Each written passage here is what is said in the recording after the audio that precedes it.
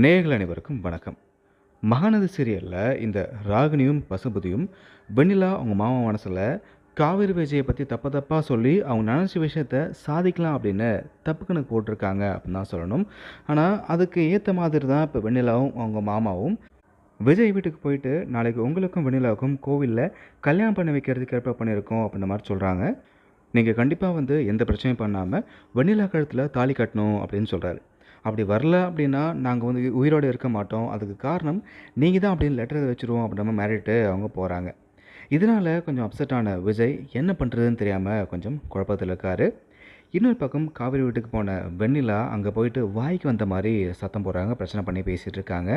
நாளைக்கு எனக்கும் விஜய்க்கும் கல்யாணம் நடக்க போகுது, காவேரி உங்கள் குடும்பமும் எந்த பிரச்சனையும் பண்ணிடக்கூடாது அப்படின்னு அட்டகாசம் பண்ணுறாங்க. இதனால் கடுப்பான சாரதா, நாங்கள் ஏன் வரப்போகிறோம், நீ உன் விஷயத்துக்கு ஏதாச்சும் பண்ணிட்டு போன்ற மாதிரி சொல்லிட்டாங்க.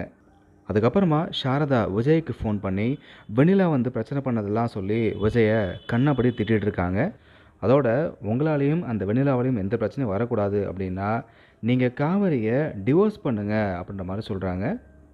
என்னடா அது புது பிரச்சனையாக இருக்கே அப்படின்னு விஜய் இப்போது சாரதாவை நேரில் பார்த்து பேசலாம் அப்படின்னு வீட்டுக்கு போகிறாரு. ஆனால் விஜய் என்ன சொல்ல வராரு அப்படின்றத கொஞ்சம் காது கொடுத்து கேட்காம சாரதா, உங்களுக்கும் காவேரிக்கும் டிவோர்ஸ் ஆகணும், ஸோ இதை பற்றி நான் ஏற்கனவே காவேரிகிட்ட சொல்லிட்டேன், அவள் மனசை நாங்கள் ஈஸியாக மாற்றிடும், நீங்கள் சீக்கிரமாகவே அவளுக்கு டிவோர்ஸ் கொடுத்துருங்க அப்படின்ற மாதிரி சொல்லிட்டாங்க.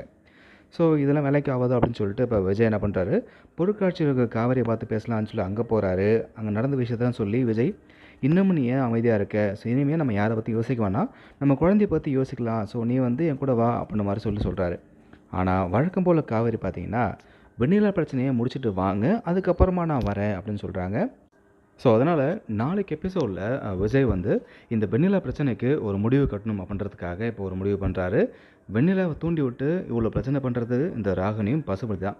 ஸோ ராகினியை வீட்டை விட்டு துரத்துறாரு. நேராக வீட்டுக்கு போன விஜய் பார்த்திங்க அப்படின்னா ராகினிட்ட போட்டு எங்கே ஹஸ்பண்ட் சொல்லி கேட்குறாரு. அவன் வெளியே போயிருக்காரு அப்படின்னு சொல்ல, அவன் வந்ததுமே அதாவது தம்பியை பார்த்தீங்கன்னா 2 அடி அடித்து, காவேரி தான் என் வாழ்க்கை, நான் முடிவு பண்ணிட்டேன், என் அண்ணன் வாழ்க்கையை கெடுக்கான்னு சொல்ல மாட்டாடா அப்படின்னு சொல்லிட்டு இனிமேலும் இந்த பொண்ணு இங்கே இருக்கக்கூடாதுன்னு சொல்லி துரத்தி விடுறாரு.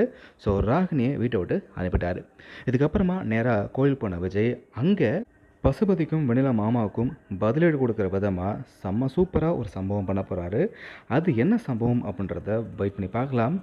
இவ்வளோ பிரச்சனை ஆகியும் கூட காவேரி சொன்னதே தான் சொல்லிகிட்டு இருக்காங்க. இதை பற்றி உங்களோட கருத்து என்ன அப்படின்றத கமெண்ட்டில் பதிவு பண்ணுங்கள்.